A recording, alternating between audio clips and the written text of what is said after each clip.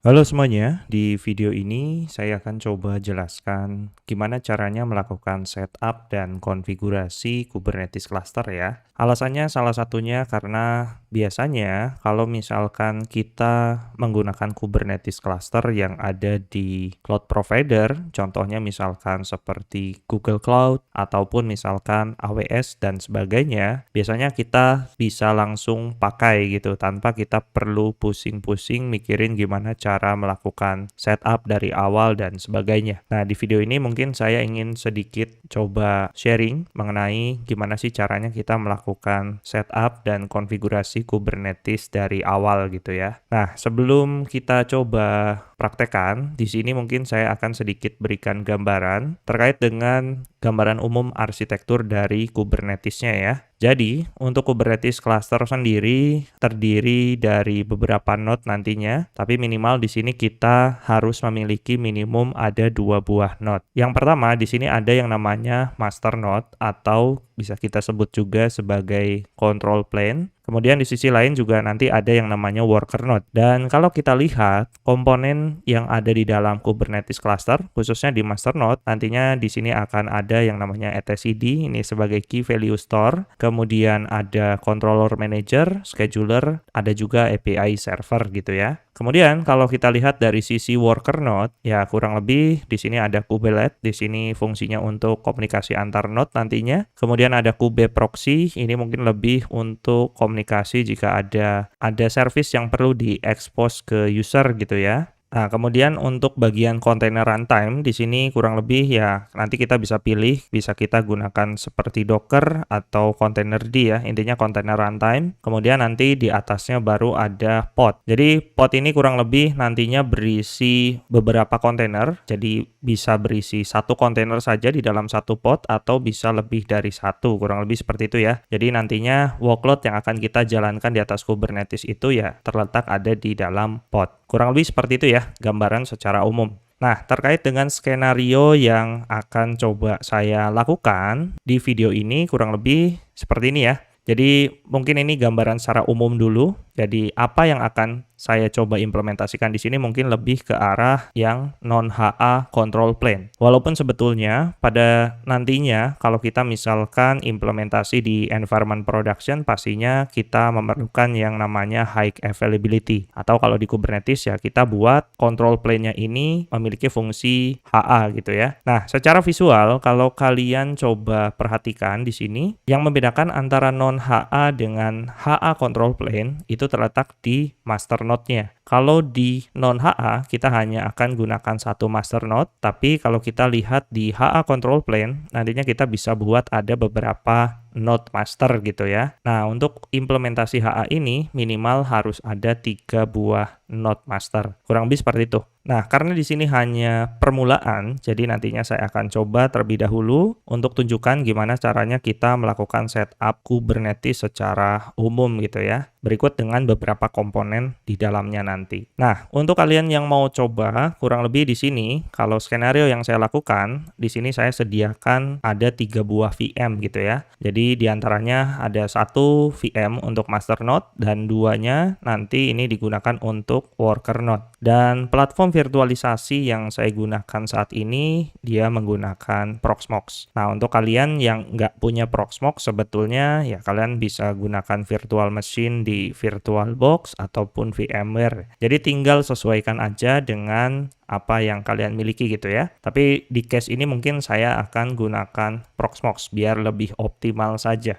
Oke ya, untuk VM-nya sendiri, kebetulan di sini saya akan provisioning menggunakan Terraform ya. Jadi untuk di sini mungkin saya nggak akan bahas detail tentang Terraform-nya, tapi intinya biar proses pembuatan VM-nya itu jauh lebih simple dan lebih sederhana saja gitu. Jadi nggak perlu lagi repot-repot, klik-klik, harus setting ini, setting itu. Tapi di sini saya sudah coba sediakan. Nah, sambil nunggu, kurang lebih ini nanti perlu waktu ya untuk provisioning VM-nya. Sekaligus di sini juga saya ada beberapa playbook yang coba saya jalankan untuk nginstalin Docker. Nah, sebelum ke sana mungkin tadi saya sudah berikan gambaran terkait dengan apa yang akan saya lakukan di skenario ini. Secara overview Kubernetes-nya tadi sudah ya. Kemudian untuk platformnya sendiri, di sini saya akan gunakan yang namanya K3S. Jadi sebetulnya K3S ini adalah lightweight Kubernetes ya, atau Kubernetes versi ringannya lah. Nah, sedikit informasi saja. Jadi K3S ini merupakan salah satu produk yang dikembangkan oleh Rancher ya. Kalau kita lihat di websitenya rancher.com, salah satu produknya itu ada yang bernama K3S. Jadi secara fungsi sebetulnya itu sama saja ya dengan Kubernetes pada umumnya. Kalau misalkan kalian mungkin pernah lihat atau baca dokumentasi dari Kubernetes-nya, gimana caranya melakukan deployment satu persatu, memang prosesnya panjang, tapi kenapa di sini saya coba gunakan K3S karena untuk proses deployment-nya itu jauh lebih simpel. Nah, sebetulnya apa yang ada di K3S ini, di sini kan sudah jelas ya keterangannya, ibaratkan dia fully compliant Kubernetes distribution dengan beberapa enhancement yang sudah dilakukan. Ya, salah satunya dia sudah dibungkus ke dalam satu file binary. Jadi secara proses instalasi dan sebagainya itu akan jauh lebih simpel gitu ya. Kemudian di sini untuk backend storage-nya katanya dia pakai SQLite untuk database-nya atau misalkan menggunakan etcd, bisa juga menggunakan MySQL ataupun Postgre. Ya, untuk hal ini mungkin nanti kalian bisa baca-baca lebih detailnya gitu ya. Kemudian untuk beberapa objek di dalamnya, di sini sudah ada local storage provider, ada load balancer-nya juga, Helm controller-nya, ada ingress controller-nya juga ya. Tapi untuk hal ini mungkin nantinya akan saya replace dengan objek yang lain gitu. Nah, penjelasannya mungkin nanti saja pada saat kita coba. Nah, jadi kurang lebih itulah gambaran umum mengenai K3S-nya. Jadi untuk detailnya nanti mungkin kalian tinggal dibaca-baca saja di sini. Dokumentasinya juga rasanya cukup mudah untuk dipahami. Dan apa yang akan saya lakukan untuk implementasi Kubernetes ini juga merujuk pada dokumentasi yang ada di sini. Oke, sebelum kita coba langsung, mungkin saya coba cek dulu. Ternyata di sini proses provisioning VM-nya juga sudah selesai. Jadi di sini ada 3 buah VM ya. Yang pertama di sini digunakan untuk master node dan sisanya nanti digunakan untuk worker node. Nah, kita mulai dulu dari yang pertama di sini. Saya akan coba SSH terlebih dahulu ke servernya untuk nginstalin si master node-nya. Oke, saya balik dulu ke sini. Saya tinggal SSH saja seperti ini. Misalkan ini private key-nya, kemudian usernya, dan alamat IP VM-nya. Oke ya, kurang lebih seperti ini. Saya coba clear dulu. Dan untuk melakukan instalasi, di sini saya tunjukkan. Untuk proses instalasi kalian bisa cek di bagian installation, kemudian ada configuration option. Nah, sebetulnya untuk nginstalin K3S ini karena memang sudah di-package sedemikian rupa, jauh lebih sederhana, jadi kita untuk proses instalasinya kurang lebih seperti ini. Jadi nanti kita tinggal curl ke alamat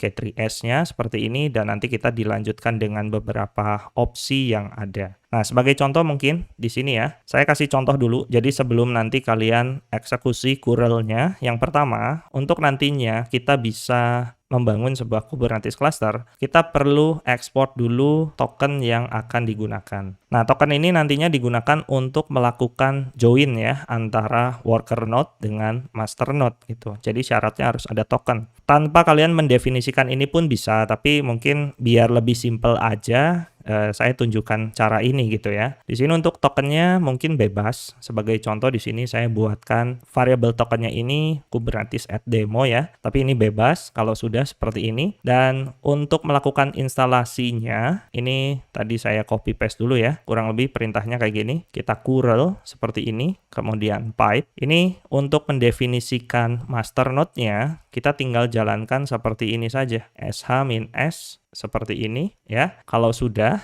nah kita tinggal enter saja atau ada beberapa opsi yang lain itu juga bisa ditambahkan. Nah, sebetulnya ini kalau kita enter itu proses instalasinya udah langsung jalan dan udah langsung running juga ya. Tapi balik lagi karena saya ada concern untuk mengubah beberapa objek default yang ada di dalam K3S. Jadi di sini saya akan tambahkan beberapa opsi. Nah, opsi yang pertama di sini saya akan tambahkan opsi disable. Yang pertama di sini saya akan disable traffic-nya. By default, traffic ini di K3S itu akan berfungsi sebagai ingress class controller ya. Karena nantinya saya akan replace menggunakan Nginx ingress, jadi untuk fitur ini saya akan matikan. Kemudian di sisi lain, di sini juga saya akan matikan untuk urusan load balancer. Di sini saya akan disable yang namanya service LB. Jadi ini merupakan objek bawaan dari K3S juga yang nantinya akan saya replace menggunakan Metal LB. Karena rasanya Metal LB jauh lebih configurable dan cukup powerful juga gitu ya. Kemudian yang ketiga di sini juga saya akan disable yang namanya local storage. Jadi saya tulis seperti ini ya, local storage. Jadi kurang lebih local storage ini merupakan salah satu storage class bawaan dari K3S-nya dan nantinya saya akan replace menggunakan CHAP GSI. Kenapa demikian? Mungkin nanti saya akan jelaskan di bagian selanjutnya gitu ya. Nah, kalau sudah di sini ada opsi lain. Kalau misalkan kalian tidak akan menggunakan Docker sebagai kontainer runtime-nya, ini bisa langsung di-enter aja gitu ya. Tapi karena di sini saya sudah installkan Docker juga, jadi saya sengaja sekarang pakai Docker aja gitu ya. Jadi saya tambahkan opsi -- Docker sebagai kontainer runtime-nya. Kalau sudah, kita bisa langsung enter saja, kurang lebih seperti ini gitu ya. Jadi nanti dia akan otomatis ngedownload dari si K3S-nya dan akan langsung installin dan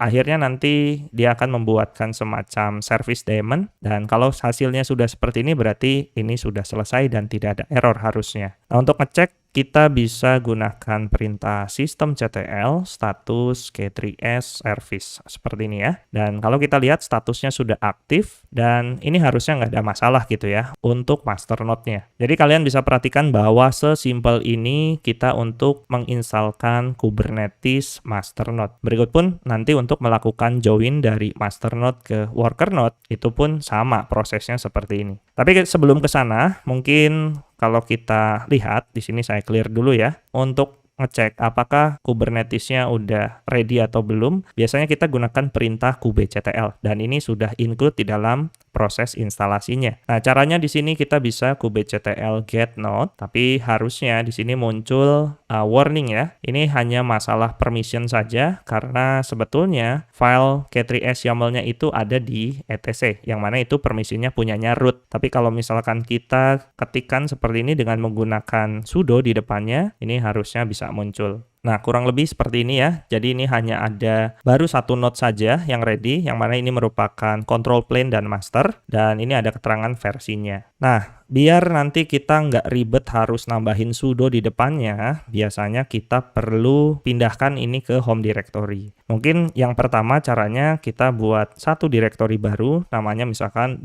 .kube ya, di dalam home directory yang kita gunakan. Kemudian kita kopikan apa yang ada di etc rancher k3s.yaml ke dalam .kube yang ada di home directory, kita kasih nama config.yaml. Kalau sudah, kita coba ubah permissionnya jadi permission sesuai dengan user yang kita gunakan saat ini. Caranya tinggal sudo chown, kemudian kita masukkan variabel user dan variabel, kemudian kita arahkan ke .kube config. Nah, kalau sudah, kita tinggal export kube config, kemudian sama dengan home directory-nya apa, kemudian kube config, seperti ini. Nah, kalau misalkan nggak mau serepot ini, sebetulnya pada saat proses instalasi tadi di awal, kita bisa tambahkan opsi dengan nama seperti ini ya. Ini kalau nggak salah, write config, kita masukkan seperti ini. Jadi nanti dia dapat permission gitu. Tapi karena sudah terlanjur, ya nggak masalah gitu ya. Untuk detailnya nanti bisa cek dokumentasinya saja. Oke, kalau sudah, ini harusnya kita bisa cek ya. kubectl get node, dan harusnya ini bisa muncul.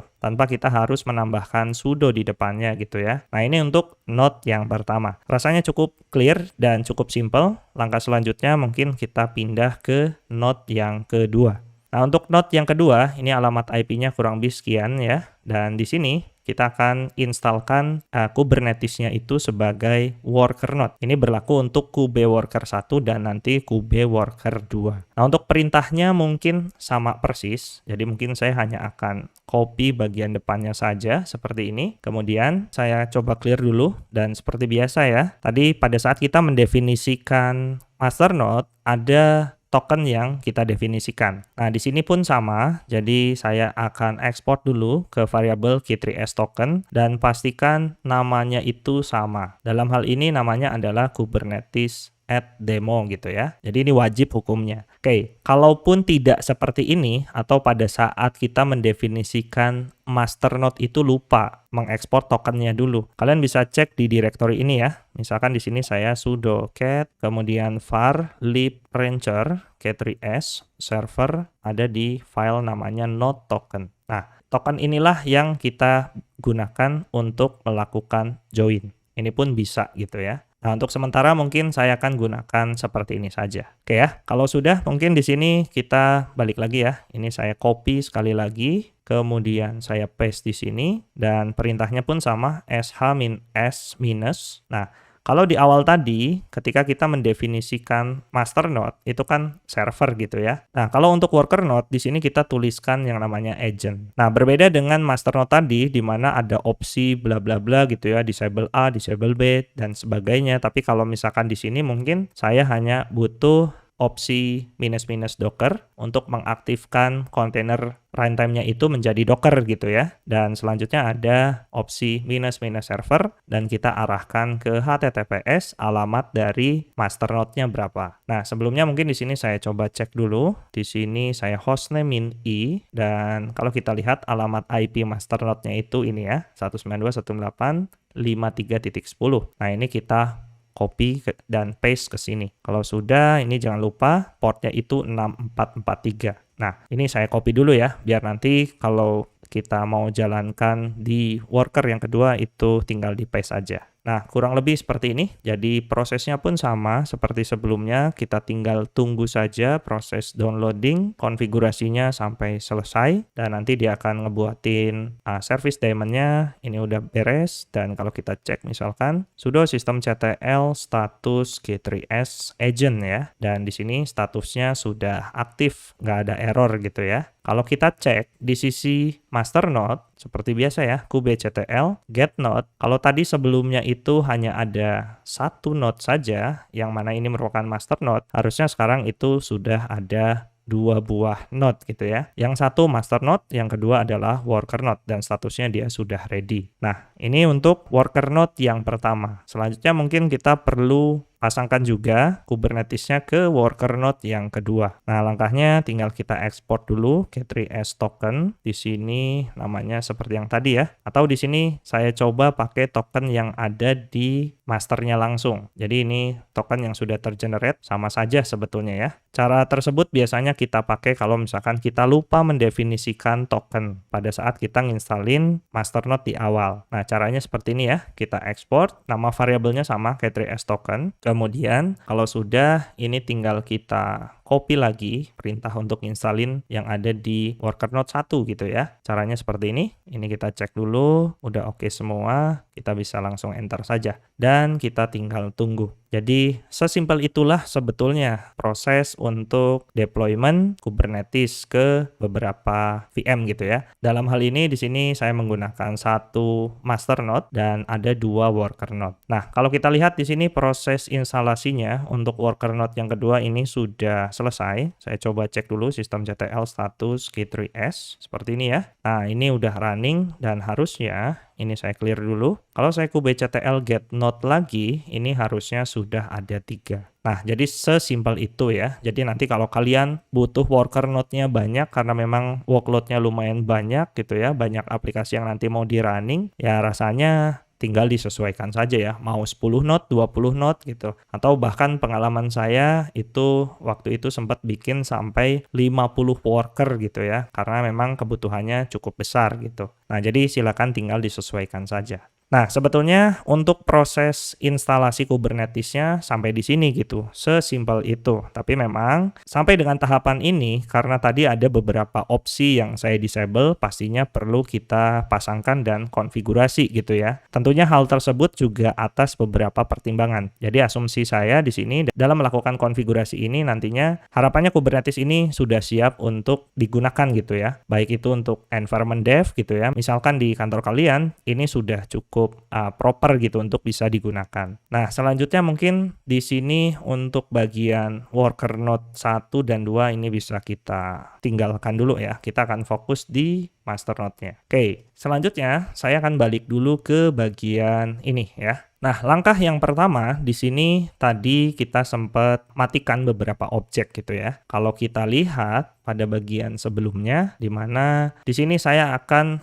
mereplace yang pertama ada load balancer. Dalam hal ini di sini service LB tadi saya matikan ya. Traffic ingress-nya pun saya matikan. Kemudian ada local storage-nya saya juga akan matikan gitu. Dan ini kita akan replace menggunakan tools yang sesuai dengan kebutuhan. Nah, untuk urusan tersebut, jadi di sini seperti ini ya. Saya akan coba cerita dulu dari bagian yang paling awal. Nah, nantinya di dalam Kubernetes itu memang ada banyak sekali jenis objek gitu ya. Salah satunya ada service, ada pod, ada ingress, ada storage class, ataupun yang lain. Nah, buat kalian yang masih baru gitu ya, kenalan sama Kubernetes, nggak usah bingung. Untuk pengenalan istilah-istilah tersebut nanti kalian bisa coba dalami di dokumentasi Kubernetesnya. Di sini udah cukup lengkap, jadi kalau misalkan nanti kalian lagi gabut gitu ya, lagi nggak ada kerjaan ya, cobalah baca-baca seperti ini gitu ya. Di sini cukup menarik dan cukup komprehensif juga kalau misalkan kita mau baca-baca. Nah, selanjutnya saya balik lagi ke sini. Jadi yang pertama, tadi pada saat proses instalasi saya menonaktifkan yang namanya service LB, di mana sebetulnya nantinya kita perlu menggantikan service LB itu menggunakan load balancer yang baru. Nah, dalam hal ini memang di sini saya akan gunakan load balancernya itu menggunakan Metal LB gitu ya. Karena ya balik lagi di sini memang ada kebutuhan tertentu. Kemudian untuk ingress class-nya nanti saya akan gunakan yang namanya Nginx, dan untuk storage class di sini saya nggak akan gunakan yang namanya local storage, tapi nanti akan saya replace menggunakan CHAP GSI. Nah, mungkin di sini saya akan mulai dulu dari yang service load balancer-nya ya. Jadi fungsinya service load balancer ini buat apa sih? Jadi by default tuh gini, semua resource yang ada di Kubernetes atau semua pod yang running di Kubernetes itu sifatnya adalah isolate. Dia nggak akan bisa komunikasi antar pod atau bahkan dia bisa komunikasi keluar gitu ya. Nah, salah satu cara untuk membukakan akses supaya pod ya atau aplikasi yang ada di dalam pod ini bisa diekspos keluar atau bisa berkomunikasi antar pod nantinya, di aplikasi tersebut perlu kita tambahkan yang namanya service gitu ya. Sebagai contoh misalkan di sini ada aplikasi, ada database gitu ya. Aplikasi dan database ini mereka saling berkorelasi, dan kalau tanpa adanya service dia tidak akan bisa ngobrol, baik yang app maupun yang database. Jadi kurang lebih nanti kita perlu definisikan service-nya. Biasanya seperti itu. Nah, untuk service yang ada di Kubernetes sendiri itu punya beberapa tipe gitu ya atau jenis. Yang pertama ada cluster IP, node port, dan salah satunya load balancer. Biasanya by default kalau kita expose service-nya dia akan berbentuk cluster IP dan dia hanya akan bisa berlaku untuk berkomunikasi di cluster tersebut saja. Jadi kalau misalkan aplikasinya mau kita akses dari luar itu nggak bisa. Nah, supaya bisa diakses dari luar ya salah satunya kita bisa gunakan node port ataupun load balancer. Tapi biasanya kalau saya di sini lebih senang menggunakan load balancer gitu ya. Jadi ini merupakan salah satu objek yang cukup penting di dalam Kubernetes gitu ya. Karena nanti akan berkorelasi dengan ingress class. Jadi syarat nanti untuk kita bisa menjalankan ingress class, load balancernya itu harus clear gitu. Nah, untuk installin load balancer, di sini saya akan merujuk ke Metal LB ya. Jadi saya buka websitenya langsung, dan untuk dokumentasinya pun di sini cukup simple. Untuk proses instalasinya bisa kita lakukan dengan beberapa metode. Yang pertama kita bisa lakukan menggunakan manifest. Jadi kalian ya tinggal copy paste aja seperti ini. Bisa juga menggunakan customize atau di sini menggunakan Helm. Nah, caranya mungkin di sini saya akan menggunakan Helm ya sebagai metode instalasinya. Nah, sebelum ke sana karena memang tadi VM-nya baru, belum diinstal apa-apa, baru Kubernetes-nya aja, kita perlu instalkan Helm-nya dulu. Nah, untuk proses instalasinya kurang lebih seperti ini ya. Di sini saya coba cari install Helm seperti ini. Nah, untuk caranya macam-macam juga, tapi di sini saya pakai package manager apt aja ya. Kalau sudah, tinggal copy paste saja seperti ini, tunggu proses downloadnya sampai selesai, Dan kalau sudah, nanti kita bisa cek dengan perintah seperti ini. Ini saya clear dulu, kemudian saya ketikkan helm version. Nah, seperti ini ya. Ini sudah muncul dan harusnya sudah bisa kita gunakan. Nah, langkah selanjutnya, untuk kita bisa menginstalkan Metal LB menggunakan Helm chart, jadi di sini saya akan tambahkan Helm repositorinya dulu. Ini bisa kita copy seperti ini, kita copy ya, kemudian balik lagi ke terminal, kita tinggal paste saja seperti ini. Oke, sesimpel itu. Kalau sudah, kita bisa cek dengan perintah helm repo ls seperti ini. Nanti akan muncul. Kebetulan memang di sini saya hanya baru menambahkan repo helm si Metal LB-nya saja. Nah, untuk ngedownload si chartnya ya atau helm chartnya dari si Metal LB, kita bisa ketikkan seperti ini, helm search repo Metal LB. Nah, nanti akan muncul seperti ini ya. Di sini ada chart version, app version, deskripsinya apa. Nah, untuk ngedownload kita tinggal helm pull, kita paste nama chartnya gitu ya, Metal LB/Metal LB. Kalau sudah, ya kita tinggal lihat ls-min-l, nanti ada satu file kompres ya. Ini tinggal kita unarchive saja, jadi tar xvf metal lb. Seperti ini. Kita lihat lagi, di sini ada satu directory, tadi Metal LB, kita masuk ke sana. Oke ya, ini saya clear. Dan kalau kita lihat, di dalam directory ini ada beberapa file, tapi sebetulnya kalian nggak perlu bingung. Kalau pakai Helm chart, sebetulnya kita perlu fokus ke values YAML-nya saja. Nah, balik lagi ya, buat kalian yang masih awam, ini ikuti aja dulu, tapi ibaratkan salah satu metode deployment aplikasi ataupun workload ke dalam Kubernetes, kita bisa manfaatkan yang namanya Helm chart. Jadi kita nggak perlu lagi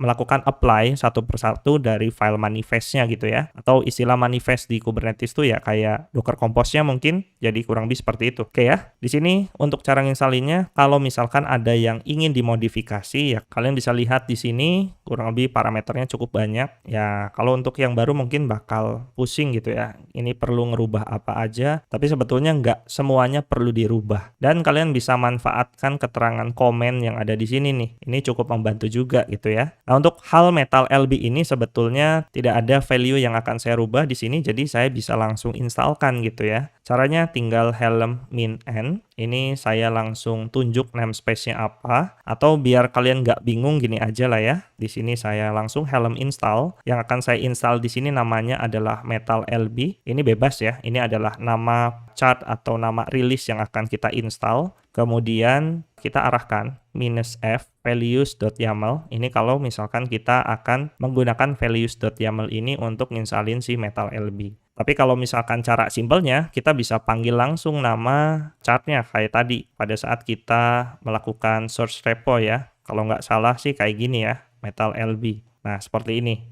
Kalau misalkan tidak ada perubahan values YAML. Nah, tapi di sini mungkin saya akan gunakan values YAML gitu, karena nanti values-nya bisa kita simpen. Oke, kemudian di sini saya arahkan -n, ini adalah namespace. Jadi Metal LB ini akan diinstalkan di namespace apa gitu ya. Kalau di Kubernetes itu ada istilah namespace untuk nge-grouping atau mengelompokkan workload yang dijalankan. Ada banyak, dan di sini mungkin saya akan buatkan nama namespace-nya itu Metal LB System. Seperti ini ya. Kemudian sebelum ke sana mungkin di sini saya ada yang lupa. Satu, kita perlu nambahkan titik setelah values.yaml. -n Metal LB system, kemudian saya tambahkan --debug, dan karena namespace-nya belum ada, ini baru fresh install, saya tambahkan create namespace seperti ini. Kalau sudah, ini tinggal di enter saja. Nah, ini apa nih? Create namespace. Oke, ini ada yang typo ya. Ini saya perbaiki dulu.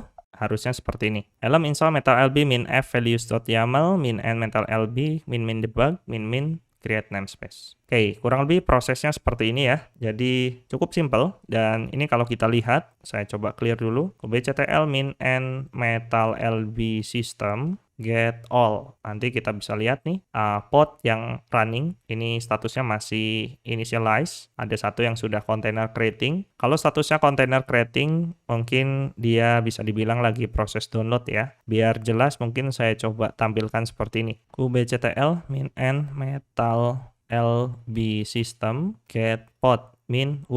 Jadi biar kita bisa lihat pergerakannya, apakah statusnya akan berubah. Tapi kebetulan di sini statusnya sudah running semua. Nah, seperti yang saya jelaskan tadi di awal, bahwa di dalam satu pod ini isinya bisa ada satu kontainer atau bisa lebih dari satu kontainer. Nah, contohnya seperti yang Metal LB speaker ini. Kalau kalian lihat di sini ada 4 kontainer yang running di dalam satu buah pod. Nah, kurang lebih di Kubernetes itu seperti itu ya. Nah, kalau yang satu itu kurang lebih seperti ini. Tapi intinya di sini di dalam proses menginstalkan Metal LB-nya tidak ada masalah. Nah, langkah selanjutnya memang ada konfigurasi yang perlu kita lakukan ya. Saya balik lagi ke dokumentasi Metal LB-nya. Jadi di bagian dokumentasi konfigurasinya, yang pertama di sini kita perlu definisikan yang namanya address pool. Jadi ini adalah alokasi alamat IP yang nanti akan dialokasikan untuk kebutuhan load balancer. Nah, cara bikinnya kita tinggal copy paste aja. Misalkan di sini saya blok sampai dengan IP yang pertama. Saya balik lagi ke terminal. Mungkin di sini saya gunakan perintah nano IP address pool seperti ini. Kemudian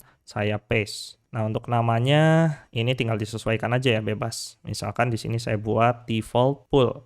Untuk namespace-nya tidak ada perubahan, Metal LB system. Mungkin untuk alamat IP-nya saya akan sesuaikan dengan range IP yang saya gunakan. Nah, kebetulan untuk network yang saya gunakan, CIDR-nya itu ada di 192.168.53.0/24 ya. Dan yang saya akan alokasikan untuk IP load balancer-nya itu mulai dari 101 sampai dengan 192.168.53.200. Nah, ini sebetulnya bebas ya. Tapi yang perlu digarisbawahi, kalau kalian menerapkan DHCP server di dalam segmen ini, pastikan DHCP pool-nya atau range DHCP-nya itu di luar dari yang kalian definisikan di Metal LB, supaya nggak bentrok gitu. Karena kalau apa yang kita definisikan di sini ini berada di dalam pool DHCP yang aktif, biasanya itu akan jadi problem gitu ya. Tapi karena di sini saya nggak ada DHCP yang running, jadi rasanya bebas-bebas aja ya. Saya definisikan di sini sebagai contoh dari 101 sampai 200. Kalau sudah ini tinggal kita save saja, kemudian kita bisa langsung apply saja kubectl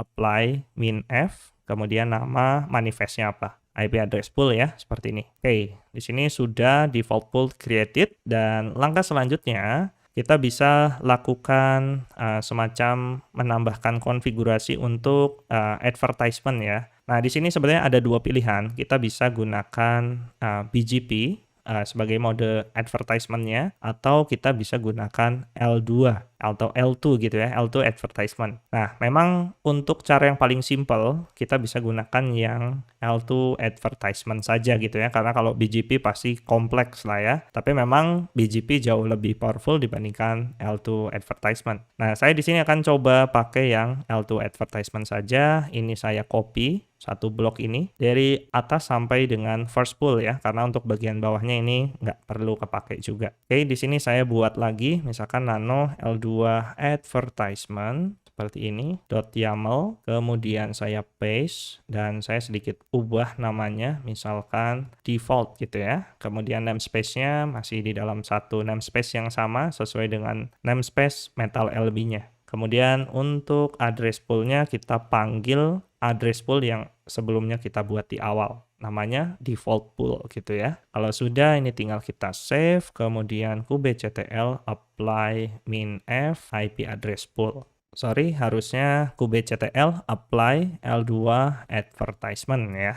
Nah, kurang lebih seperti ini. Oke, kalau sudah, ini harusnya secara fungsi load balancer-nya sudah aktif. Nah, untuk melakukan pengujian, sebetulnya kita bisa coba running ya. Mungkin saya coba pakai cara yang paling simple. Saya akan coba jalankan satu buah pod, kubectl run, namanya misalkan app demo 1, seperti ini. Saya panggil misalkan image-nya itu Nginx aja ya. Nginx, kemudian portnya Nginx itu port 80. Nah, seperti ini. Kalau saya cek, kubectl get pod, ini by default ada di namespace default ya. Dia container creating, kita cek aja pakai -minway artinya watch. Jadi kita bisa ngelihat status perubahan dari pod yang kita pantau. Nah, ini statusnya udah running. Nah, seperti yang saya bilang sebelumnya, bahwa karakteristik di Kubernetes ketika kita hanya menjalankan pod seperti ini, kita nggak bisa ngakses pod tersebut gitu. Jadi intinya kita nggak bisa ngakses aplikasi ini. Dan cara untuk membukakan akses untuk bisa mengekspos aplikasi atau pod yang berjalan di dalam Kubernetes adalah dengan menambahkan sebuah service dengan tipe tertentu gitu ya. Jadi by default kalau kita nambahin service itu ada yang namanya cluster IP, tapi supaya nanti bisa diekspos dari luar, kita bisa gunakan node pod ataupun load balancer. Karena di sini saya akan ngetes menggunakan load balancer, jadi saya akan buatkan service-nya, kurang lebih perintah simpelnya gini ya.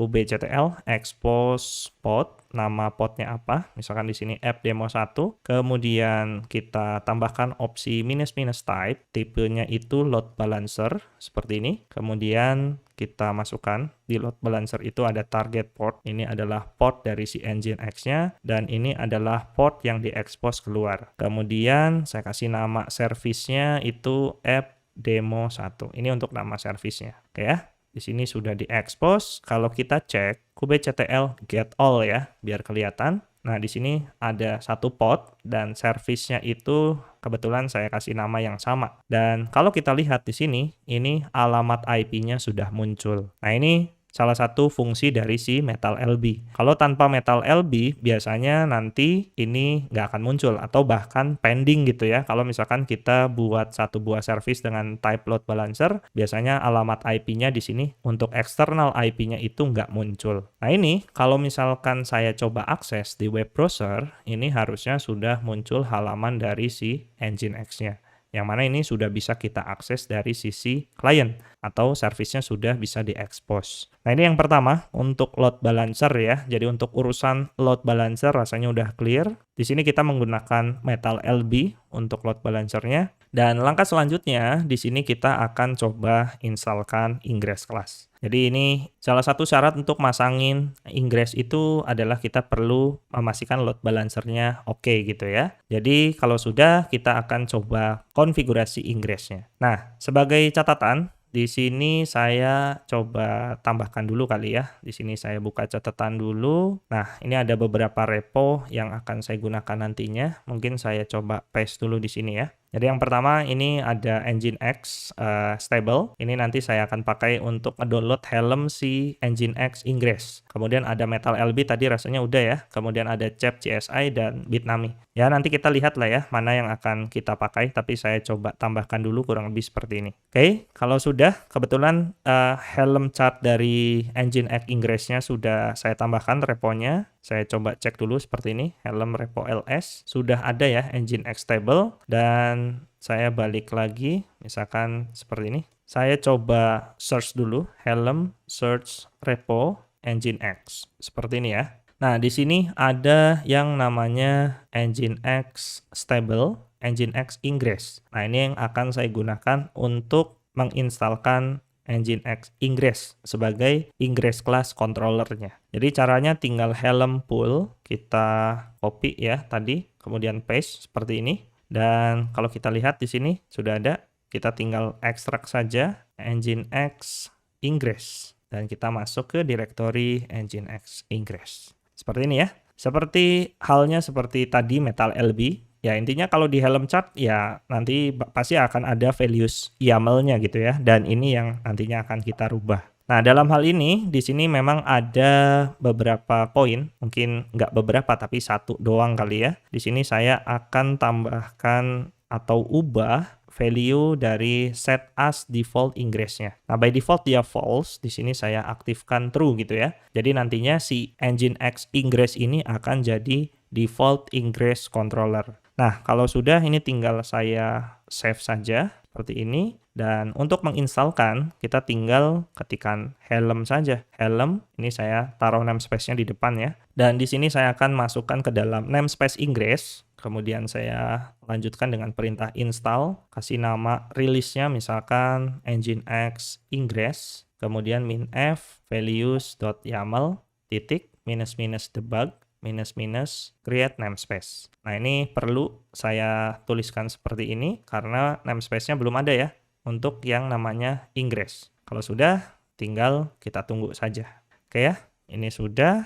Saya clear dulu. Kemudian saya kubectl min and ingress get all. Nah ini untuk menampilkan semua resource yang ada di dalam namespace Ingress. Mulai dari pod, service, deployment, ada juga replica set. Sekali lagi buat kalian yang masih asing dengan beberapa istilah yang ada di Kubernetes ya, replica set, deployment, service, dan sebagainya. Nanti kalian bisa sambil paralel juga untuk memahami beberapa istilah berikut ya. Nah, kurang lebih ini prosesnya, tapi tadi kalau kita cek di sini prosesnya masih container creating. Saya eksekusi sekali lagi dan sekarang statusnya sudah running. Dan kalau kita lihat di bagian service Nginx controllernya di sini akan terpasang sebuah external IP. Dan ini kalau kita cek harusnya nanti sudah muncul gitu ya, walaupun masih 404. Kenapa demikian? Karena memang belum ada resource yang terdeploy dan menggunakan Ingress. Nah, buat ngetes kira-kira gimana? Mungkin saya back dulu ya. Di sini tadi saya sudah installin repo dari Bitnami. Nah, saya akan coba jalankan Nginx web server gitu ya, yang paling simple. Saya coba search dulu, helm search repo Nginx. Tapi yang kita installkan bukan Ingress class ya, tapi lebih ke web server biasa. Di sini saya pull seperti ini. Kemudian saya ekstrak dulu, namanya tuh Nginx versi 15 seperti ini. Kemudian saya pindah ke Nginx. Ini beda ya, Nginx yang tadi itu Ingress, kalau yang ini web server biasa. Nah, saya akan coba buatkan satu buah web server sederhana tapi ada Ingress-nya. Nah, caranya kalau pakai Helm tinggal gini aja gitu ya. Jadi lebih simple. Di sini saya aktifkan true, kemudian untuk yang lainnya saya abaikan. Ingress class name-nya ini perlu saya cek dulu tapi nanti ya. Kemudian bagian apa lagi ya? Kemudian di sini ada parameter host. Untuk hostnya di mana ya? Sebentar. Nah, di sini kita perlu sesuaikan nama hostname-nya. Misalkan saya akan buat nginxdemo.mydomain ya. Ini pastinya domainnya harus ada gitu ya. mydomain.com. Nanti saya akan coba buatkan lah simple domain yang saya arahkan ke sini gitu. Ya, intinya kurang lebih seperti ini. Jadi tinggal diaktifkan hostname-nya apa. Kalau sudah ini bisa saya save. Tapi saya coba recheck dulu. Untuk Ingress class name-nya default biasanya, atau saya coba ini save dulu ya. Cara ngeceknya adalah kubectl get ingress class. Seperti ini. Nah, namanya adalah Nginx. Nah, ini yang kita panggil nanti di dalam ya. Saya balik lagi ke values.yaml. Kemudian saya pastikan untuk nama ingress class-nya itu kita panggil dengan nama Nginx. Nah, ini harusnya secara default, harusnya kalau kosong pun dia akan manggil si ingress class name-nya itu Nginx ya, tapi nggak apa-apa, make sure di sini kita isikan. Dan nanti kalau misalkan kita mau terapkan SSL atau TLS itu juga bisa ya. Kita tinggal true-kan saja, tapi karena saya belum masukkan source manager-nya jadi belum bisa untuk saat ini. Tapi kurang lebih minimumnya seperti inilah ya. Kalau sudah ini tinggal save, kemudian saya clear dulu. Kemudian di sini saya installkan helm min n. Misalkan saya kasih namespace demo ya. Namanya adalah demo app gitu ya. Kemudian values-nya saya merujuk ke values.yaml. Kemudian debug min create namespace. Seperti ini. Oke, kalau kita cek kubectl min n demo get all. Nah, di sini masih container creating, kita cek masih container creating. Kita get pod saja min w. Nah, kita tunggu sampai running, dan ini sudah running ya. Oke, kita balik lagi. kubectl min n demo get ingress. Nah, ini sudah ada satu ingress yang dibuat untuk alamat nginxdemo.mydomain.com. Dan alamat IP-nya diarahkan ke sini. Nah, di sini mungkin saya akan coba tambahkan satu buah domain. Kita tunggu dulu ya. Nah, di sini saya akan coba login ke router yang ada di rumah saya. Nah, kebetulan saya DNS-nya dikelola di sini semua gitu ya. Oke, saya tambahkan dulu. Kemudian di sini saya akan kopikan dan saya akan arahkan DNS-nya itu ke sini ya, ke 192.168.53.102 untuk ngetes Nginx ingress-nya running atau enggak. Oke, ini namanya adalah ini. Kemudian saya pointing ke 192.168.53.102. Kita cek sekali lagi. Oke ya, 102 betul. Kalau sudah, ini bisa kita apply. Dan sebelumnya mungkin saya coba tes ping dulu. Ping, tadi namanya adalah ini ya. Saya paste saja di sini. nginxdemo.mydomain. Oke, ini timeout, tapi sebetulnya alamatnya sudah ngarah ke sini ya. Dan kalau saya coba akses melalui web browser, seperti ini, menggunakan nama domain, ini harusnya kebuka halaman si Nginx. Nah, kurang lebih fungsi dari ingress-nya itu seperti itu ya. Jadi untuk ingress sendiri memang mirip seperti load balancer, tapi memang di sini adalah objek yang digunakan untuk memanage external access gitu ya. Tapi jenis service-nya itu harus HTTP atau HTTPS. Jadi kalau misalkan TCP, di luar ini dia nggak bisa pakai ingress. Harus menggunakan load balancer ataupun node port. Nah, kurang lebih seperti itu ya. Jadi kalau tadi load balancer kita ngaksesnya by IP, tapi kalau menggunakan ingress, kita bisa sisipkan sejenis nama domain gitu ya. Kalau kita mau tambahin SSL pun bisa dan sebagainya. Nah, itu salah satu manfaat dari ingress. Oke, langkah selanjutnya adalah terkait dengan storage ya. Jadi kalau kita nantinya akan menjalankan aplikasi di dalam Kubernetes, aplikasi itu ada yang sifatnya stateless, ada juga yang sifatnya stateful. Dimana kalau untuk yang stateless, sederhananya aplikasi tersebut tidak akan menyimpan data gitu ya. Contoh kayak Nginx tadi gitu. Kalau Nginx ini simple seperti ini, ya ini nggak perlu storage. Ibaratkan kalau misalkan nanti podnya nge-restart ataupun sejenisnya, kita nggak ada masalah soal itu gitu ya. Tapi lain cerita kalau misalkan aplikasinya itu stateful, di mana dia menyimpan data dan kita perlu memastikan ketika podnya di restart atau misalkan podnya mati, datanya itu tetap terjaga gitu. Kalau misalkan kalian pernah pakai Docker, mungkin kenal dengan istilah volume ya. Ketika misalkan kita ingin menjalankan kontainer seperti database atau misalkan aplikasi sejenis yang sifatnya stateful, yang butuh penyimpanan data, pasti kita perlu menyisipkan volume. Karena kalau tidak, ya ketika kontainernya dihapus atau di restart, ya datanya hilang gitu. Nah, by default di K3S itu ada yang namanya storage class, dia bernama local storage ya, yang pada saat tadi di proses instalasi di awal sengaja saya disable. Nah, kenapa local storage-nya nggak saya pakai? Karena berhubung di sini saya menggunakan Proxmox gitu ya, dan fungsi Proxmox ini selain menjalankan virtualization platform, tapi di dalamnya juga dia bisa menyediakan software defined storage ya, menggunakan CHAP. Jadi nantinya saya akan manfaatkan fungsi SDS yang ada di dalam CHAP untuk bisa nge-provide urusan storage yang dibutuhkan oleh Kubernetes. Nah, masalahnya kalau misalkan kita menggunakan local storage itu anggapannya seperti inilah. Anggaplah kita itu menjalankan aplikasi, itu ada posisinya di node yang pertama. Dan dia nyimpen data ke storage yang ada di node yang pertama. Nah, kalau misalkan aplikasinya kita pindah ke worker node yang lain, sedangkan datanya masih ada di node yang pertama, itu pasti akan jadi masalah gitu ya. Anggaplah node worker yang pertama ini bermasalah gitu. Aplikasinya otomatis pindah ke sini, tapi datanya nggak bisa kepanggil. Nah, itu bisa jadi problem. Nah, itu kalau misalkan menggunakan local storage, karena datanya itu nggak akan ikutan pindah gitu ya. Tapi kalau misalkan kita menggunakan yang namanya CHAP GSI, salah satu software defined storage yang bisa kita manfaatkan. Kalau misalkan menggunakan Proxmox ya, buat kalian yang pakai VirtualBox atau VMware ya mungkin itu nggak bisa. Atau kalian bisa deploy CHAP clusternya sendiri baru bisa diintegrasikan. Nah,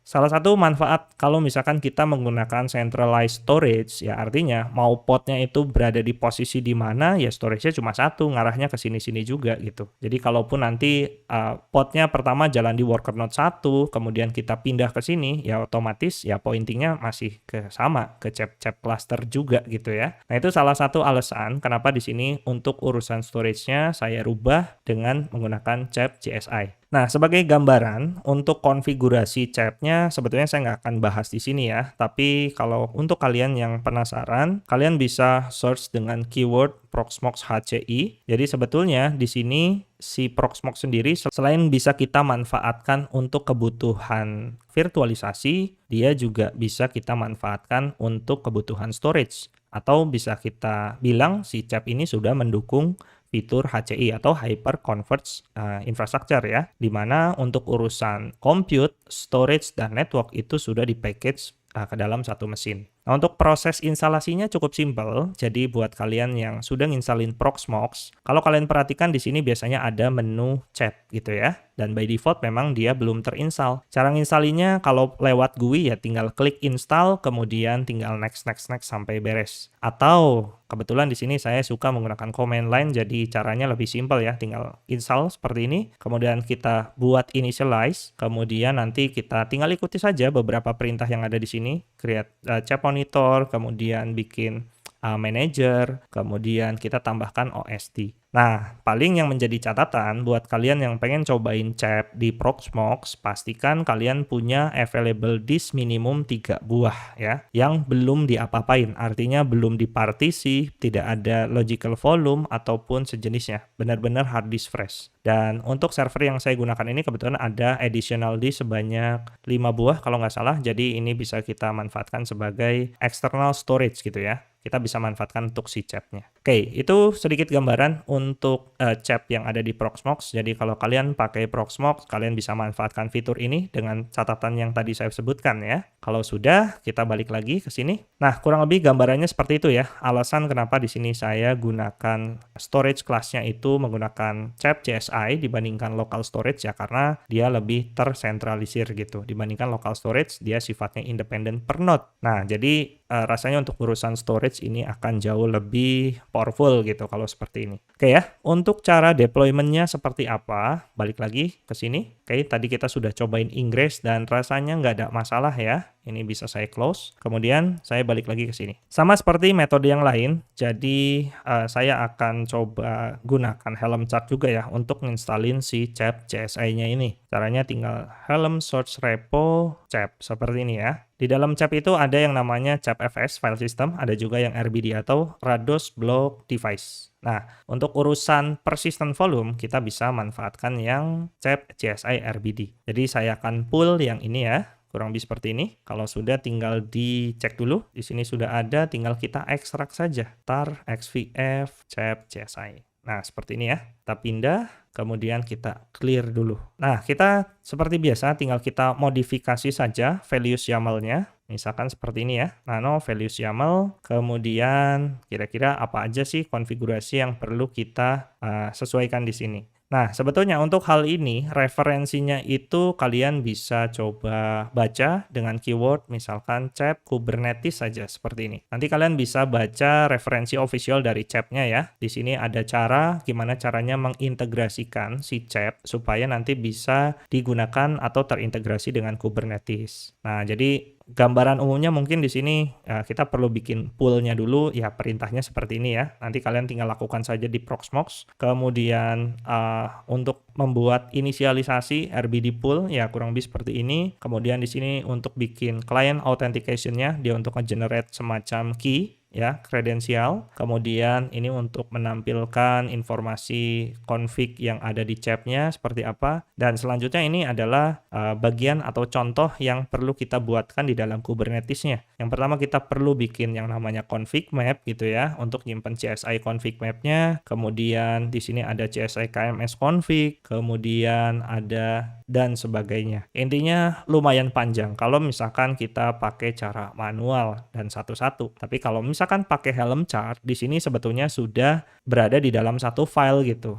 Karena di sini sudah kita tinggal sesuaikan aja sesuai dengan blok-bloknya gitu ya. Nah, di sini saya akan konfigurasi dulu untuk bagian CSI config. Jadi ini memang sedikit berbeda dengan referensi yang ada di sini. Kalau di sini adalah cara manual, tapi apa yang saya tunjukkan di sini ini lebih menggunakan Helm chart gitu ya. Tapi secara fungsi, secara kemudahan, jelas ini jauh lebih mudah. Nah, yang pertama di sini kita perlu konfigurasi bagian CSI config-nya. Mungkin saya copy aja dari sini. Sebetulnya ini contekannya udah ada ya, contoh-contohnya. Jadi tinggal kita pindahkan saja seperti ini. Kemudian di sini saya uncomment saja. Nah, seperti ini ya. Tinggal diperhatikan saja indentasinya harus benar. Ini sebentar saya perbaiki. Harus 2 kali spasi ya. Ini 1, 2, oke.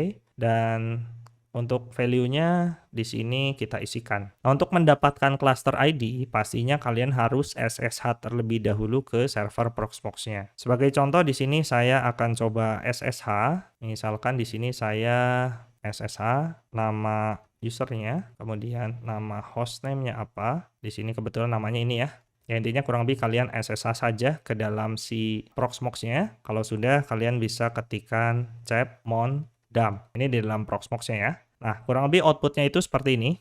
Dan ini adalah cluster ID-nya. Ini saya copy, kemudian saya balik lagi ke master node-nya. Ini saya paste di sini. Dan untuk bagian monitor, karena memang kebetulan di sini cuma ada satu node saja ya. Kalau nanti mungkin kalian pakai beberapa server sekaligus atau punya chip cluster sendiri yang jumlah node-nya banyak, mungkin alamat monitoringnya nggak cuma satu, ya kalian masukkan aja. Tapi intinya kurang lebih inilah yang kita masukkan gitu ya. Portnya 6789 untuk chip monitornya kita tinggal paste seperti ini. Kemudian selanjutnya ada bagian apalagi nih, kita coba cek satu persatu ya. Intinya kita hanya perlu rubah sesuai dengan apa yang kita perlukan saja. Kalau misalkan nggak perlu ya nggak usah gitu ya. Di sini HTTP metric by default dia true. Kemudian profiling, provisioner, kemudian attacher, resizer, oke, di sini. Dan yang terpenting di sini adalah bagian storage class-nya. Untuk storage class-nya di sini saya aktifkan true gitu ya. Dan nama storage class yang akan dibuat adalah CSI RBD SC atau storage class. Oke, kalau sudah di sini mungkin ada tambahan opsi cluster ID-nya kita sesuaikan dengan yang ada di Proxmox. Di sini cluster ID-nya, ini saya copy, kemudian saya paste di sini. Untuk data pool-nya ini apa ya? Ini nggak perlu dulu, tapi di sini untuk pool-nya itu kita perlu sesuaikan. Nah, untuk menampilkan pool yang udah kalian buat gitu ya, atau dalam hal ini contohnya cep OSD ls pools. Nah, ini untuk menampilkan pool yang sudah dibuat. Nah, di sini ada nama Kubernetes dan memang ini adalah pool untuk urusan Kubernetes gitu ya, untuk urusan persistent volume yang di request oleh Kubernetes. Nah, ini tinggal saya copy paste aja. Di sini saya rubah, saya paste. Kemudian apalagi ya, mounter, cep logdir dan sebagainya ini nggak usah. Kita ke bagian bawah. Untuk bagian secret kali ya. Nah, ini salah satu yang cukup penting. Nah, di sini kita perlu masukkan user ID-nya itu sesuai dengan kredensial yang sudah di-generate sebelumnya. Kebetulan sebelumnya saya udah ada, jadi cara memanggilnya kita tinggal kayak gini aja, cep out ls. Nah, di sini ada kumpulan key. Nah, di sini ada yang namanya Kubernetes. Ya, tergantung kalian bikinnya apa ya.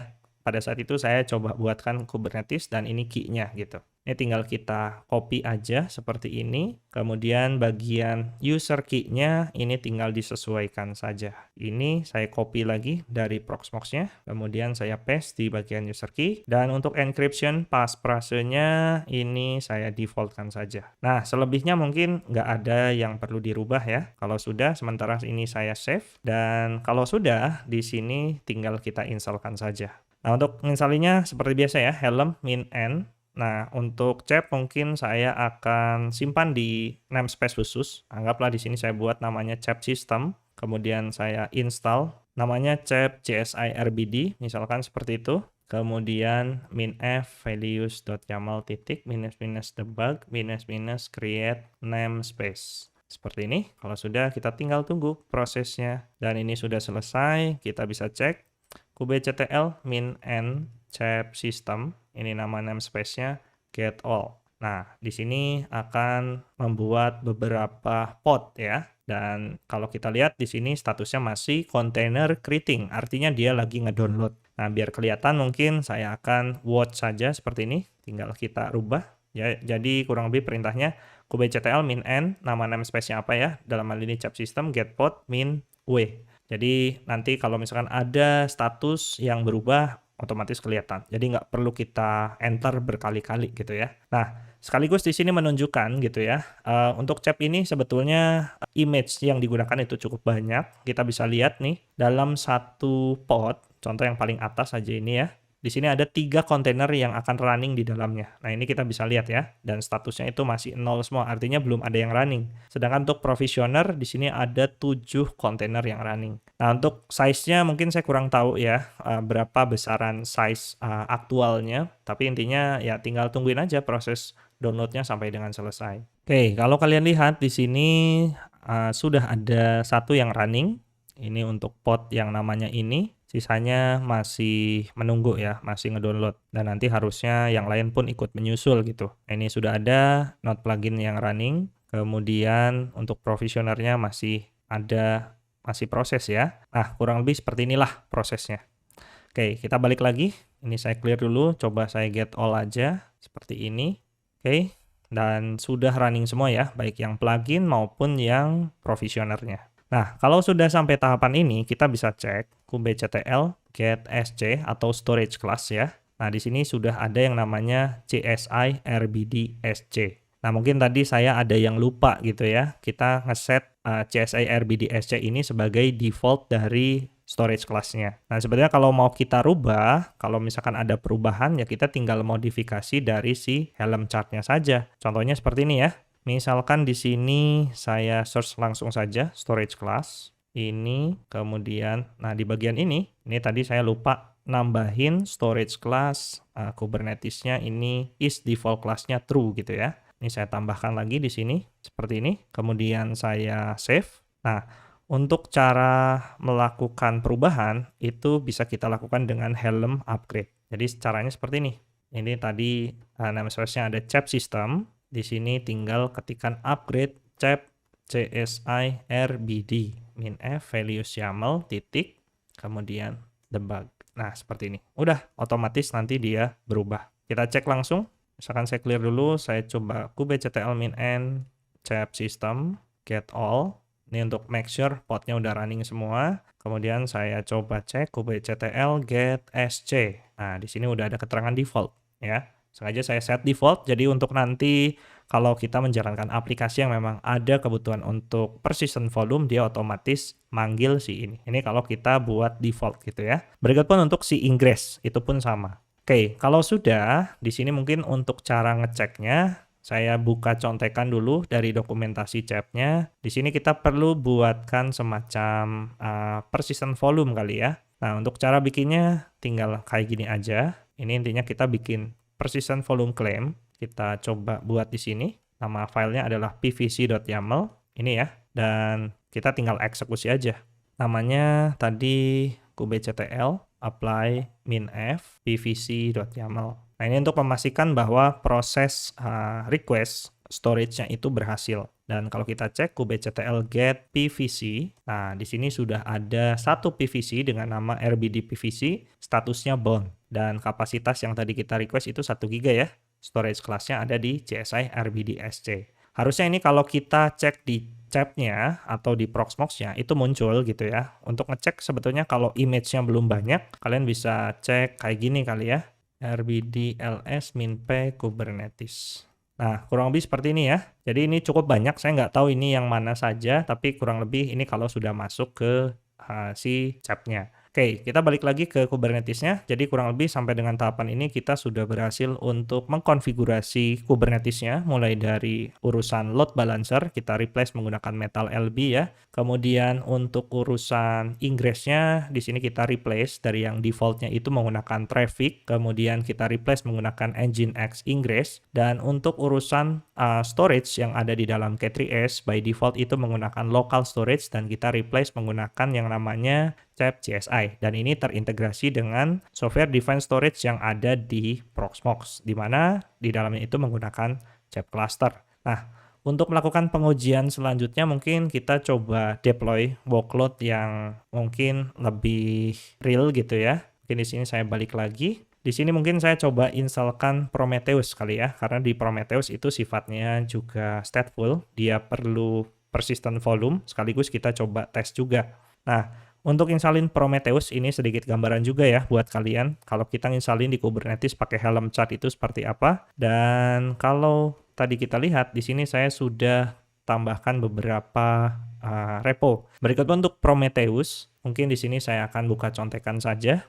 Misalkan di sini saya ketikkan Prometheus Helm chart. Nah, seperti ini ya. Nah, ini kita tinggal kopikan saja reponya kemana. Dan nantinya kita bisa installkan lewat Helm chart. Nah, ini tinggal kita copy saja. Kita balik lagi ke sini. Tinggal kita paste helm repo add bla bla bla gitu ya. Kemudian kita tinggal helm search repo Prometheus. Seperti ini. Nah, di sini cukup banyak. Tapi yang perlu kita installkan, saya akan ambil yang Prometheus community / Prometheus. Seperti ini ya. Kita helm pull seperti ini. Kemudian kita cek dulu. Di sini namanya Prometheus bla bla bla .tgz. Kita unarchive seperti ini, kemudian kita masuk ke Prometheus ya.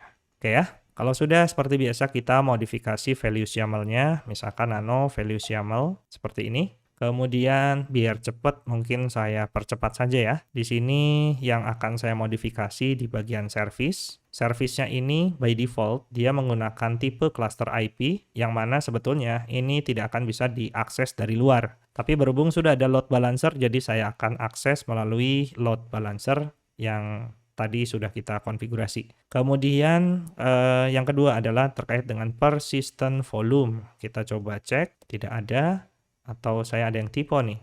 Harusnya ada ya. Misalkan di sini saya cek atau saya search dengan keyword persistent. Nah, di sini persistent. Nah, oke ya. Di bagian persistent volume di sini by default ya sudah true. Kemudian karena storage class-nya tadi sudah saya set default yang menggunakan CFCSI. Jadi untuk bagian ini nggak perlu saya isi ya. Kalau misalkan tidak ada konfigurasi defaultnya, ini wajib diisi. Tapi karena defaultnya tadi udah kita set menggunakan CFCSI, jadi ini sudah kita abaikan saja, nggak masalah. Oke ya, di sini saya save saja, kemudian saya installkan langsung. Installnya di sini tinggal kayak gini aja ya.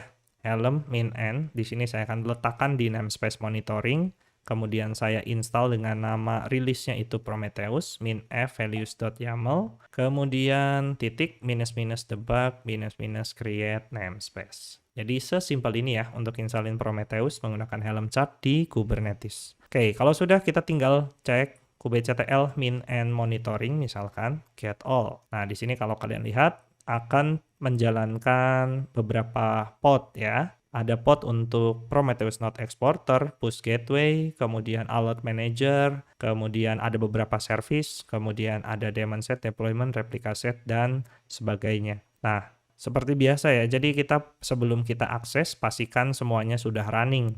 Dan untuk akses Prometheus-nya, kita bisa fokus ke bagian service Prometheus-nya. Kalau kalian lihat di sini, type-nya load balancer dan alamat IP-nya ini ya. Dan alamat IP inilah yang kita coba akses melalui web browser. Harusnya ini akan memunculkan Prometheus UI-nya. Oke, kita tunggu dulu dan ini kurang lebih gambaran dari Prometheus UI yang berjalan di Kubernetes. Kalau kita lihat di sini memang sudah ada cukup banyak job yang running ya by default yang ada di Kubernetes, jadi silakan tinggal disesuaikan aja. Kalau nanti kalian mau nambahkan SNMP exporter atau untuk job monitoring yang lain ya tinggal tambahin aja di helmnya gitu ya. Nah, itu cara untuk mendeploy Prometheus. Nah, biasanya untuk memvisualisasikan data yang ada di Prometheus kita perlu Grafana. Jadi mungkin di sini sekaligus saya tunjukkan juga ya. Misalkan di sini Grafana Helm chart. Nah, di sini saya coba buka contekannya dulu. Nah, saya tambahkan reponya dulu kali ya. Di sini kita tinggal helm repo add. Ini saya copy, kemudian saya balik lagi ke sini ya. Saya tambahkan langsung helm repo add Grafana, kemudian helm search repo Grafana. Nah, di sini saya akan gunakan dari official Grafana-nya langsung. Nah, sebenarnya ada yang lain. Ini dari Bitnami ya. Bitnami itu lumayan banyak Helm chart yang disediakan, tapi saya ambil dari officialnya Grafana saja. Oke, ini saya balik dulu ke direktori awal. Di sini saya akan Helm pool Grafana. Kalau sudah, tinggal kita tar xpf untuk mengekstrak ya, atau unarchive. Kemudian kalau sudah kita masuk ke direktori Grafana-nya dan kita ubah values YAML-nya. Misalkan di sini nano values YAML. Oke ya. Seperti sama dengan Prometheus, mungkin di sini saya langsung ubah bagian service-nya saja biar cepat. By default ya cluster IP, saya ubah ke load balancer. Seperti ini. Kemudian apalagi ya, untuk ingress-nya kalau kalian ingin menggunakan ingress pun bisa ya. Tinggal ditruekan saja, kemudian nama hostnya tinggal dirubah gitu. Cuma dalam hal ini saya akan skip aja dulu. Kemudian node selector. Node selector itu jadi misalkan kalian jalankan beberapa node worker, kalian bisa pilih nih, si Grafana ini mau diinstallin di node yang keberapa gitu. Itu juga bisa menggunakan node selector. Jadi memang cukup asiknya Kubernetes itu seperti ini ya. Kita bisa lakukan orkestrasi dengan mudah. Nah, kemudian untuk bagian persistence. Persistent ini karena si Grafana ini juga nyimpen data. Kalaupun misalkan kita nggak gunakan persistent volume, ya artinya ketika Grafana-nya di restart atau misalkan tiba-tiba nge-restart, semua konfigurasi yang ada di Grafana pasti bakal hilang gitu ya. Jadi ini wajib hukumnya kalau misalkan kalian nggak mau ambil resiko. Size-nya di sini 10 GB, Kemudian untuk storage class name-nya ini saya abaikan aja karena udah di set default juga. Kemudian di sini kalau kalian mau definisikan admin user dan passwordnya. Jadi kalian bisa langsung set di sini gitu ya.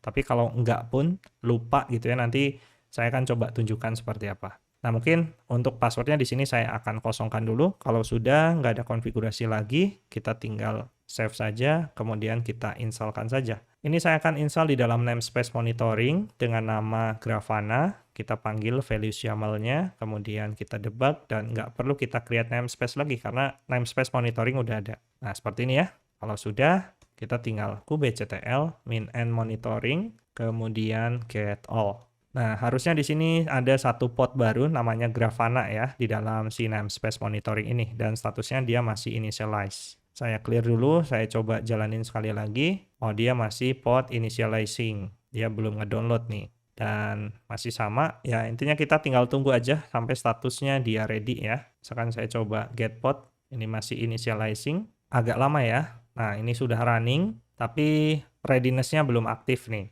Jadi harus satu per satu gitu ya, dia sampai bisa servisnya diakses gitu. Oke, kita tunggu dulu sampai dia benar-benar up, karena kalau baru seperti ini dia sebenarnya belum running, tapi kalau sudah seperti ini dia sudah running beneran. Dan kalau kita coba cek sekali lagi, ini saya get all aja ya di namespace monitoring, dan si Grafana ini dia otomatis bikinin service dengan type load balancer dan alamat IP-nya ini. Ya, ini saya copy dan saya coba akses di tab baru kali ya. Di sini saya akses ke alamat IP tersebut. Dan harusnya ini akan memunculkan halaman dari si Grafana-nya. Kita tinggal login saja. Dan sambil nunggu kali ya, di sini kita perlu masukin username dan password. Dan kebetulan tadi username dan passwordnya nggak kita set ya. Atau ceritanya lupa lah, kalian sebetulnya bisa cek di dalam secret ya. Jadi di dalam Kubernetes itu ada beberapa objek yang bisa kita manfaatkan untuk nyimpen konfigurasi. Bisa itu di config map atau di secret. Tapi untuk yang sifatnya kredensial biasanya itu diletakkan di secret. Nah, di sini saya get secret. Seperti ini, ada yang namanya Grafana. Ini saya copy. Get secret Grafana min O, artinya min outputnya kita outputkan ke dalam format YAML. Nah, di sini ada yang namanya admin password. Ini bisa kita echo seperti ini. Kenapa harus di echo dan di decode ke base 64 dulu? Ya, karena by default semua yang ada di secret itu sifatnya base 64 encode ya. Jadi ini caranya seperti ini. Dan inilah hasil decode-nya. Jadi inilah yang sebetulnya passwordnya gitu ya. Ini usernya admin, passwordnya yang tadi. Nah, kalau sudah, ya ini sudah bisa kita pakai gitu ya. Ini adalah contoh Grafana yang running di Kubernetes. Misalkan di sini kita tambahkan data source, tadi sudah ada Prometheus ya. Di sini kita tambahkan Prometheus. Dan untuk alamat Prometheus server URL-nya, nah kebetulan kalau kalian perhatikan, misalkan ini saya tampilkan dulu semua ya, untuk get all di namespace monitoring. Kalian bisa perhatikan, Prometheus dan Grafana ini sebetulnya berada di satu cluster Kubernetes dan kebetulan berada di satu namespace yang sama. Jadi, supaya Grafana bisa ngobrol ke Prometheus, kita cukup panggil nama servisnya aja untuk servis Prometheusnya ya. Atau kita bisa panggil alamat IP-nya. Jadi ada dua opsi nih, kebetulan di sini ada di satu cluster yang sama, jadi kita bisa panggil alamat IP-nya atau nama servisnya. Ya sama di Docker gitu ya. Kalau berada di dalam satu network, kita bisa langsung panggil nama servisnya apa. Oke, kalau sudah, ini saya panggil dengan menggunakan nama service aja, HTTP Prometheus server, dan saya coba cek di sini portnya 80 default ya, nggak ada masalah. Jadi saya nggak perlu tambahkan port kayak gini, karena di sini by default dia udah HTTP, jadi harusnya udah otomatis dia ngebaca ke port 80. Oke, kalau sudah ini tinggal save and test, harusnya sudah successful di sini ya. Kemudian untuk ngetesnya kita coba bikin satu dashboard. Nah, untuk dashboardnya mungkin kita ambil dari node exporter Grafana aja kali ya. Seperti ini, kita ambil salah satu contoh template. Di sini kita tinggal copy ID-nya saja harusnya. Kita tinggal copy, kemudian kita paste di Grafana. Seperti ini. Kemudian kita import. Kalau sudah, kita bisa lihat ya, metriknya sudah bisa kita visualisasikan. Nah, ini contoh kalau misalkan kita mendeploy sesuatu atau aplikasi atau workload apapun lah ya menggunakan Helm chart. Jadi kurang lebih konsepnya seperti ini ya. Kalau kita menggunakan Kubernetes, jadi kurang lebih kalau misalkan nantinya workload yang kita jalankan itu sudah cukup banyak. Pastinya apa yang ada di dalam Kubernetes itu semuanya adalah container base ya. Jadi kalau kalian sering bermainan dengan microservice dan memang workload-nya banyak atau ya pokoknya basisnya kontainer, dengan menggunakan Docker itu udah nggak cukup ya, salah satunya kalian bisa expand menggunakan Kubernetes cluster. Karena di sini kita sudah disediakan banyak sekali fungsi gitu ya. Untuk urusan load balancer dan sebagainya itu sudah bisa kita provide di dalam sini. Sebagai gambaran mungkin tadi kalau nggak salah saya sempat coba buatkan satu aplikasi Nginx demo gitu ya. Kalau nggak salah tadi namanya adalah demo. Di sini hanya ada satu pod. Kalau misalkan kita ingin replikasi, misalkan di sini ada satu pod yang running gitu ya. Dan kalau saya coba lihat, satu pod ini dia hanya running di node worker yang kedua. Nah, anggaplah ini node worker-nya banyak gitu ya, dan kalian ingin di scale up menjadi beberapa node gitu. Nah, ini sebetulnya kalau di Kubernetes untuk melakukan scaling itu cukup simple gitu ya. Di sini kebetulan ada deployment-nya juga, jadi harusnya kita bisa lakukan semacam replika melalui deployment ini. Contohnya kayak gini ya, misalkan kubectl min n nama namespace-nya apa, kita bisa scale deployment, kemudian nama deployment-nya misalkan ini ya, demo app nginx min replikas ya, lebih tepatnya misalkan saya mau scale up jadi 10.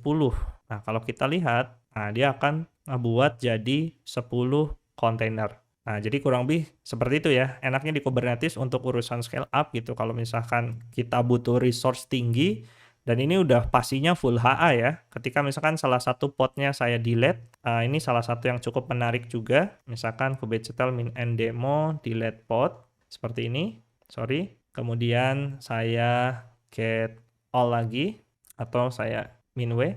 Nah, dia tidak akan downtime secara langsung gitu ya, karena ada beberapa pod yang running. Ya, kurang lebih seperti itulah fungsi di dalam Kubernetes. Sama sekaligus tadi kita coba deploy untuk Prometheus dan Grafana. Kita bisa cek untuk storage class-nya ya. Tadi belum kita cek. Ini bisa kita cek PVC-nya. Oke, salah namespace. kubectl min monitoring get PVC dan PV.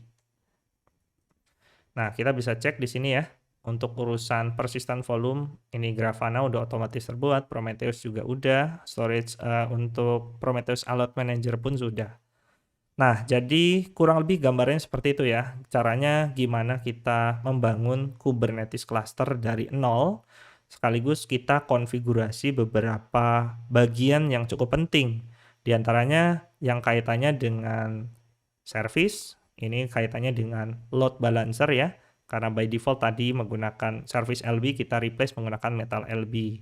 Kemudian untuk urusan ingress, yang sebelumnya bawaan K3S itu menggunakan traffic, kita replace menggunakan Nginx ingress. Dan yang terakhir, untuk urusan storage, di sini yang by default menggunakan local storage bawaan dari K3S, kita replace menggunakan CHAP JSI. Dengan catatan di sini kita punya CHAP clusternya ya.